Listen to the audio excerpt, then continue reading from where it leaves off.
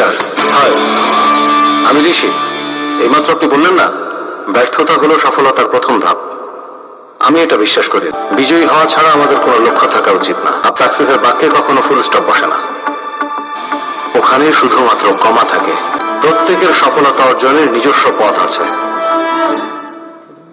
Success শুধুমাত্র গন্তব্য নয়, সাকসেস হলো একটা যাত্রা।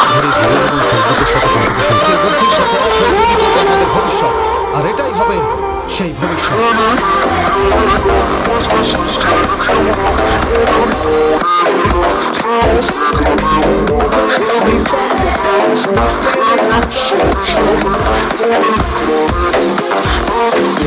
Sorry.